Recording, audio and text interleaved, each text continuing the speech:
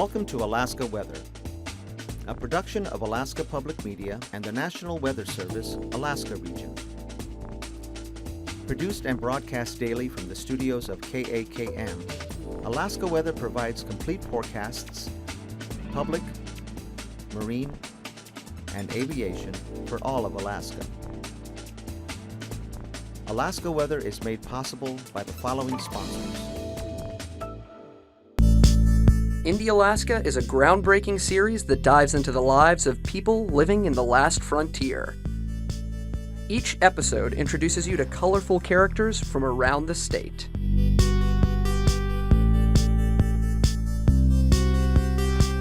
Funding for Indie Alaska is provided in part by Alyeska Pipeline Service Company.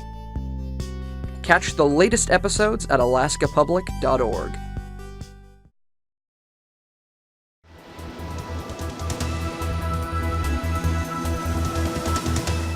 The National Weather Service.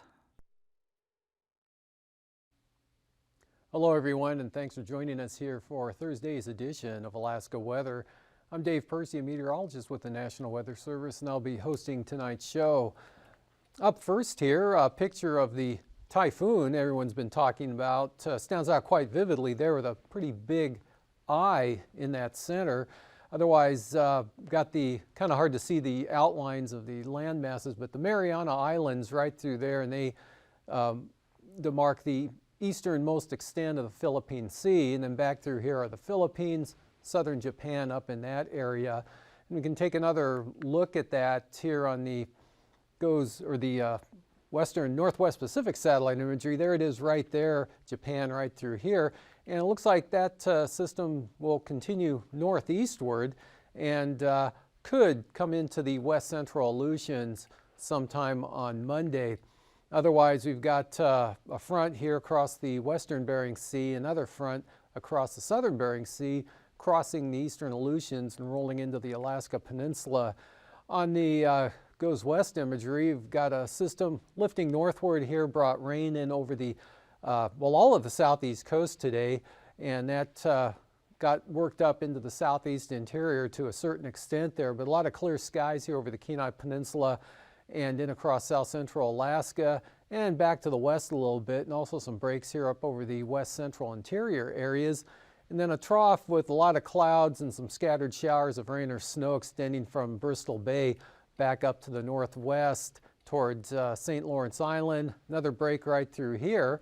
And then that system coming across the eastern Aleutians into the Alaska Peninsula with looks like a low center back through there, right in that position actually. And then the front back here farther to the west, just bringing some showers into the western Aleutians, most of the rain up to the north and northwest. On the chart today, this system bringing about a tenth of an inch of rain to Alaska and 1 to 2/10 to the western Alaska Peninsula today, so not really that big of a rain producer at all, and far greater amounts falling over the southeast coast with rainfall amounts ranging from 1 3/4 at Yakutat to about a 1/2 inch over at Juneau. Otherwise, Ketchikan, Port Alexander, and Sitka all receiving over 1 inch of rain in the last 24 hours. And again, some of that moisture did work up probably toward the Wrangell Mountain areas, but beautiful day here across south central Alaska. Copper River Basin had some clearing skies. Areas of light snow up here over the northeast interior, extending back to the west across the north slope over to about Wainwright and Atasuk, picking up snow today. Mostly cloudy skies here over the western interior with just some scattered flurries around, nothing that amounted to very much, even back up over the northwest coast. And again, this trough bringing the scattered rain and snow showers noted in Bristol Bay, extending back to the northwest to St. Lawrence Island. And these clouds with that trough moving into southern Cook Inlet, actually up to about Kenai this afternoon. And that'll continue to move northeastward here up to northern Cook Inlet later on. Well, the forecast for tonight shows that front continuing eastward, bringing a band of rain in across the Alaska Peninsula, southern Bristol Bay, making landfall on southwest Kodiak Island later tonight. And this trough here bringing a chance of showers, mixed rain or snow showers, possibly as far west as northern Cook Inlet, but more likely from Prince William Sound pretty showery conditions here across the North Gulf Coast, all the way down across the Panhandle to Dixon Entrance, with some mixed precipitation here, possible over the Copper River Basin, maybe along the Alaska Range. Snow, light snow over the northeast interior, and still some flurries there up over the North Slope and central Arctic coast areas. Pretty brisk northwest winds, gale force northwesterlies tonight here for the central Aleutian areas, with some rain back there extending up along this frontal boundary, but drier conditions out to the west. And then for tomorrow, low center lifts into the southern or southeastern Bering Sea there, the front with rain into Kodiak Island. Small craft advisories, possible gale force winds here for the Barren Islands into Kamishak Bay, and the trough keeping some scattered showers here across the southeast coast. To a lesser extent, still a chance of showers, even though I didn't drop any in there for the southern panhandle, but the best chance will be over the northern areas back across Yakutat to Cordova. And again, as far east as western Prince William Sound, the Kenai Peninsula. Scattered precipitation up along the Alaska Range, especially the southern slopes of the mountains there, and a smattering of snow showers up here from the northeast interior back down to just east of the Seward Peninsula. But the peninsula, Kotzebue Sound, Norton Sound will be dry but mostly cloudy, maybe some breaks up here to the north, and those gusty east winds continue along the Arctic coast. But farther out to the west, another trough, bringing more showers into the western Aleutians. And for Saturday, low pressure here just northeast of the Pribilof Island areas, and some rain spreading up from this system, caught up in some southerly flow there. Could bring a chance of rain to the Alaska Peninsula on Saturday. Otherwise, some showers exiting the Aleutians there, but keeping a chance of showers in the forecast for the central and western Aleutians. Are actually pretty dry there for the central Aleutians. Another trough dropping southward. Rain and showers to the Pribilof Islands. Chance of mixed rain and snow here from the lower Yukon and Yukon Delta up across Norton Sound, possibly the southern coast of the Seward Peninsula, and mixture of rain or snow possible depending on the time of day there for the St. Lawrence Island area. Still some scattered snow showers up over the central Brooks Range, maybe the northern Koyukuk Valley back toward Arctic Village, but could see some clearing showing up with continued gusty winds there along the eastern Arctic coast, and not too bad here over the western areas. And that front moves northward and weakens into a trough, but that brings a chance of rain here across the southwest interior from Nunivak Island, Kuskokwim Bay, eastward across Cook Inlet. But the best chance and the heaviest precipitation will occur along the North Gulf Coast areas. A little bit of moisture could sneak in to Elfin Cove, but probably staying to the west of Juneau and Haines. And generally not too bad. A mostly dry day, or will be a dry day, over the central and southern panhandle with possible clearing. And there's a chance of some scattered showers, mostly along the southwest side of Kodiak Island. Looking at temperatures across the southeast coast, upper 40s to lower 50s, with 52, one of the warmer locations there at Ketchikan, 48 at Juneau and Sitka, same temperature there at Yakutat. Cordova came in with 49 today and a 28-degree reading up at Gulkana, but a little milder at Northway with 35 degrees, lower to mid-30s here across the Tanana Valley. Sitna Valley, Talkeetna at 36, 42 in Anchorage, 46 at Homer, and then Seward came in with 41. Upper 40s here, Kodiak Island, and farther to the north in the Koyukuk Valley, Bettles had 31 degrees, 28 over at Fort Yukon, just 14 at Anatuvik, but Arctic Village up to 27. That same temperature matched at Kaktovik, with lower to mid 20s here along the Arctic coast, but Barrow just 17 degrees this afternoon, lower 30s here over the northwest coast, and lower to mid 30s there on the Seward Peninsula with 35 over at Nome, 31 degrees this afternoon at McGrath, 26 at Sparrowvon, and 30s here out over the Yukon-Kuskokwim Delta areas, with the coastal readings ranging from 37 at Macoriac to 42 at Cape Newingham, and mostly in the 40s, all in the 40s here for the Aleutians, mid-40s to upper 40s as you get up towards Bristol Bay, but King Salmon at 45 and Dillingham 39. Lows for tonight, mostly in the lower 40s here for the Panhandle, and 20s over south central Alaska, but along the coast looking at 30s to lower 40s, with 40 degrees the forecast low for Kodiak, and 20s and 30s here over the southwestern areas, but a lot of teens from the Tanana Valley back to the northwest and then all the way northward to the Arctic coast, with highs for tomorrow looking in the 40s to near 50 for the Panhandle. Mostly in the 40s here, southern Alaska, south of the Alaska Range. To the north, though, mid-30s for the Tanana Valley. Cooler back to the northwest with upper 20s to lower 30s in that area. And just about all in the 20s, or teens and 20s for the North Slope, Brooks Range, and Arctic coastal areas. Upper 40s to lower 50s for the Alaska Peninsula into Bristol Bay. And then no change here for the Aleutians, highs in the 40s. Moving on to flying weather. Got some IFR here rolling into Kodiak Island tomorrow in Shelikof Strait. Another batch here along the Bristol Bay coast from about Dillingham west to Cape Newenham. And then some areas of marginal VFR up along the Arctic coast there, but could be VFR from about Point Ley all the way down to Kivalina and into Kotzebue. Seward Peninsula looking really good except the north coast here. Areas of marginal VFR there extending through the Bering Strait to St. Lawrence Island.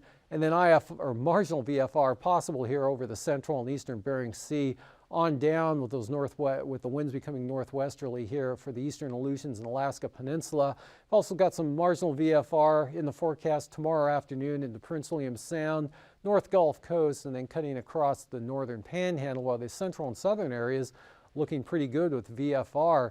And then also back here along the eastern slopes and then the southern slopes of the Alaska Range there, look for some marginal VFR, and then areas of over the northeast interior and back to the west. Passes Anaktuvuk looks good tomorrow with VFR flying through both Aitkin and Anaktuvuk. Lake Clark and Merrill, VFR, but watch for some marginal conditions here on both eastern entrances. And for the, get out of the way, Rainy Pass, marginal VFR possible on the eastern approach, otherwise VFR, especially to the west. Windy VFR through the pass and to the north, possible marginal VFR in the southern entrance.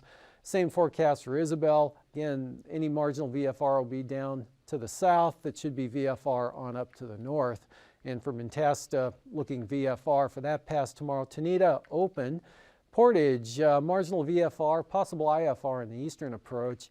Chilkoot and White looking pretty marginal. Freezing levels, not too much of a gradient here, 2,000 feet along the south coast back into Bristol Bay, just to the north of St. Matthew Island there, and then 4,000 feet here across the southeast coast into the Gulf of Alaska, and that angles up here into the Alaska Peninsula and eastern Aleutians.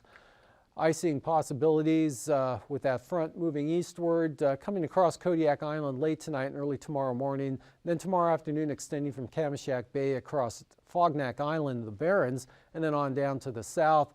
Icing possibilities here, mixed icing with possibly some rime as well, in from the northern Panhandle back along the North Gulf Coast into western Prince William Sound. And then areas of possible icing here over the Alaska Peninsula, southeast Bering Sea, and including the eastern Aleutians, then a break, and then some more icing spreading into the western Aleutians with another trough.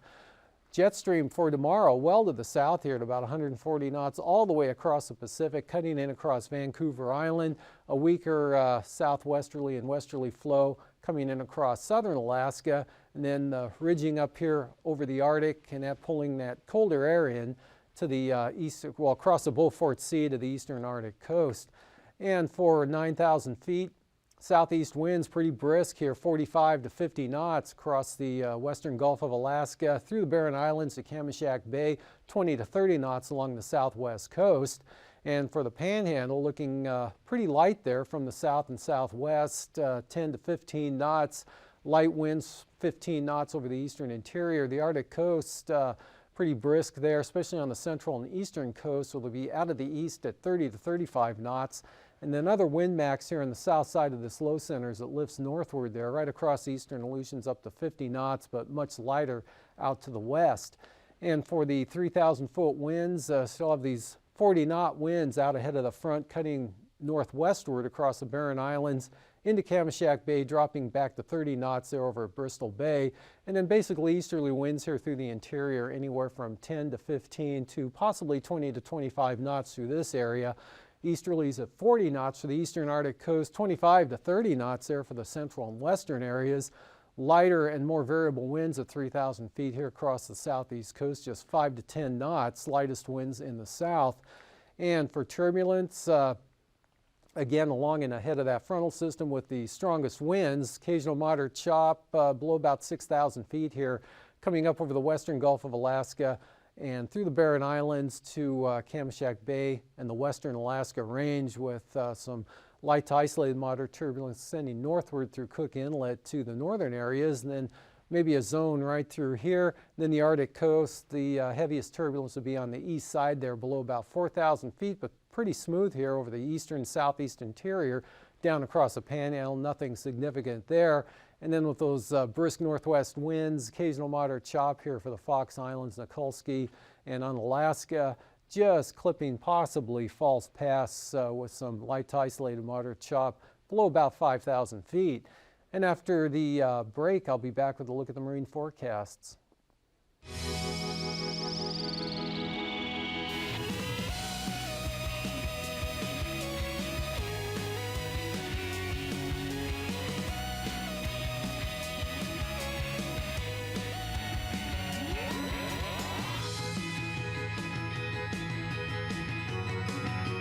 Monsters in the sky. Hey there, stargazers. I'm Dean Regas, astronomer from the Cincinnati Observatory. And I'm James Albury, director of the Kika Silva Pla Planetarium in Gainesville, Florida. We're here to help you find your way around the sky. Next week is Halloween, so Dean and I thought we'd share our favorite monsters in the sky. These are the stars and constellations that struck terror in the hearts of our ancestors. And they include a dragon, a sea monster, and a woman with snakes for hair. And finally, we'll show you the star cluster that signaled the Day of the Dead. Let's show you. We have our skies set for Saturday, October 31st, facing north at 8:30 p.m. We're going dragon hunting and looking for Draco the Dragon. There's our guide star halfway up in the north, Polaris, aka the North Star. It's not terribly bright, but you should still be able to spy it from most locations. The dragon's sinuous body is nearby. But the dragon's head holds the brightest stars in this monster constellation. Look for 3 stars in a neat triangle, and if you're in a darker sky, you might be able to make out a 4th. The ancient Babylonians referred to Draco as the she-dragon Tiamat, who terrorized creation. She's said to have had a body 7 miles long and a mouth as big as the sky. Along came a god named Marduk who slew the great beast. Marduk then sliced the dragon in half, one half becoming the earth and the other the heavens above. Let's look halfway up in the northeastern sky now for the constellation Perseus. He's a toughie to find since the stars don't look like an armor-clad hero with winged sandals. Hey Rob, can you add the picture to help us?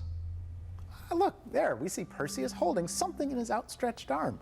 To the ancient Greeks, it's the star Algol, aka the winking eye of Medusa. She's the Gorgon with snakes for hair. But other cultures had some very frightening names for this star, like Spectre's Head, Ghost's Head, Satan's Head, the Double Eye, and my personal favorite, Piled Up Corpses. Why such scary names? Dean, show them. Algol is no ordinary star. It's a special type of star called an eclipsing variable. Algol is really 2 stars that orbit each other. When the bigger, dimmer star blocked the light of the smaller, brighter star, the ancients noticed.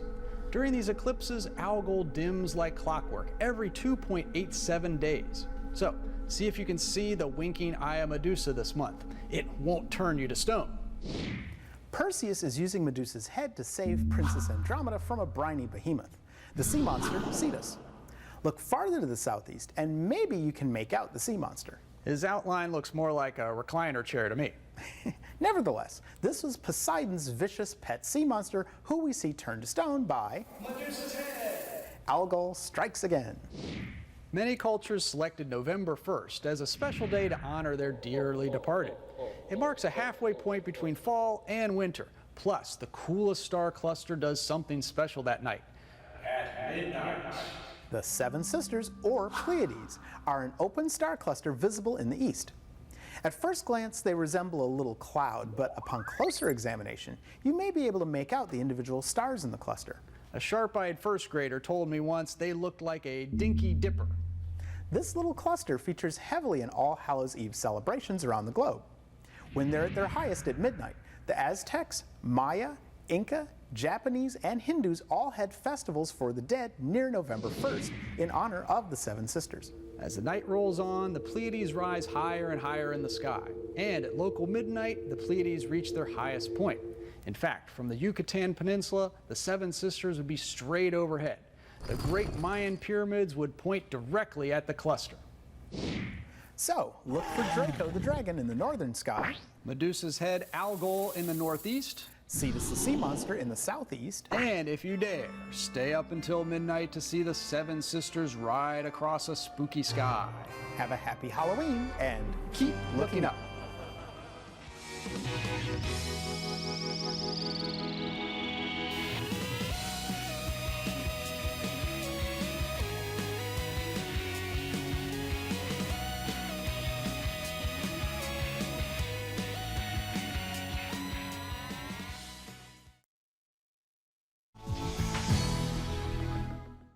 When I go out on the water, I want to concentrate on having fun. I check the water and weather conditions before I go. I don't want to struggle against tidal currents, wind, or big waves, or be caught off guard by changing weather. I always wear a life jacket and dress for the water temperature. In cold water, hypothermia is a real risk. I make sure my skill level matches the conditions, and I always kayak with other people. Play it safe and have fun. What a beautiful day to be on the water. But are you playing it safe? Avoid boating alone. Let a friend or family member know your trip plan.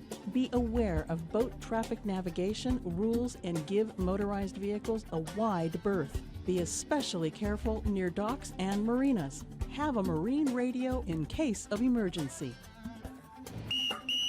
And always wear your life jacket. Remember, play it safe and have fun.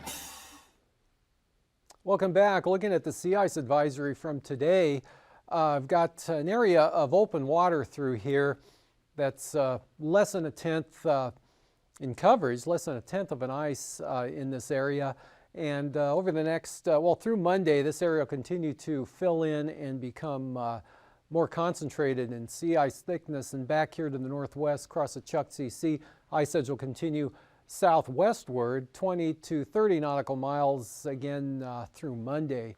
Moving on to the forecast, coastal forecast, pretty light winds west-southwesterly here at about 10 knots, but south 15 for the north coast and south for Clarence Strait at 15 knots, southeast at the same speed for Stevens Passage, and not too bad, southerlies at 15 for Lynn Canal.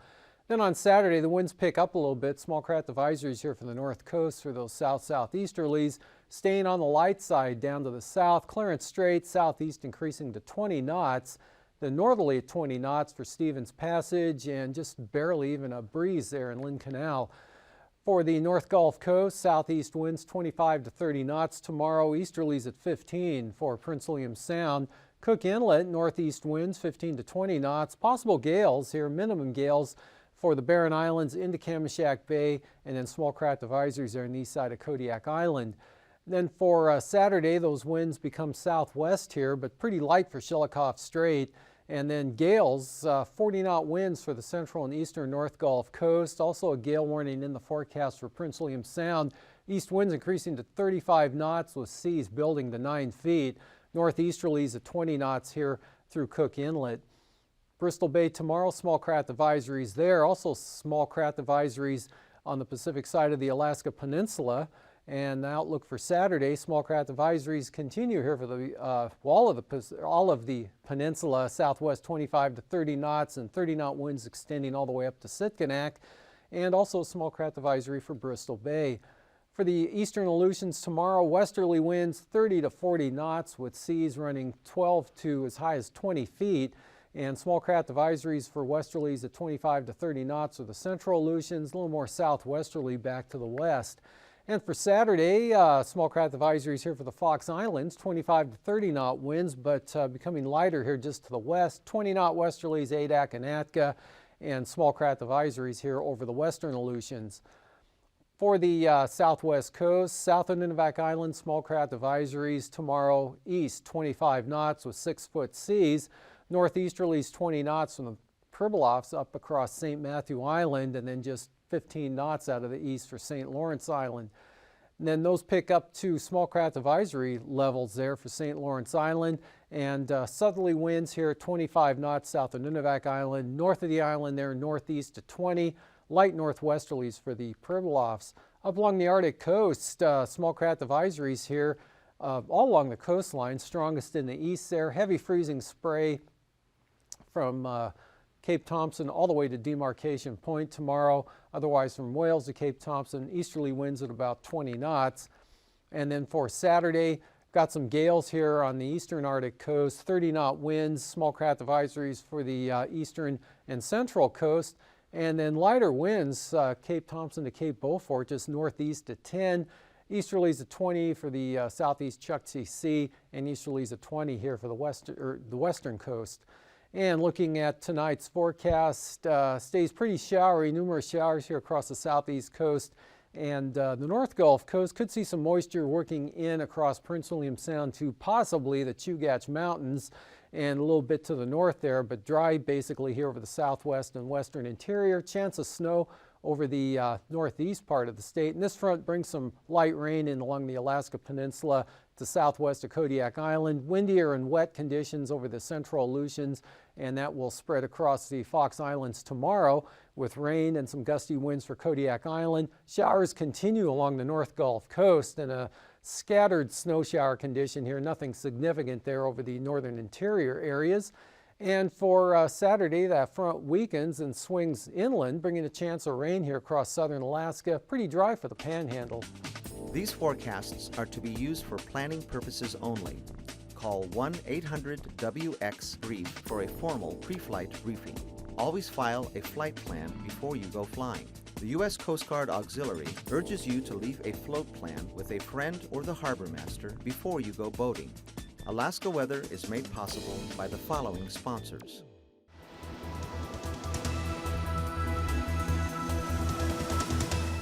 The National Weather Service.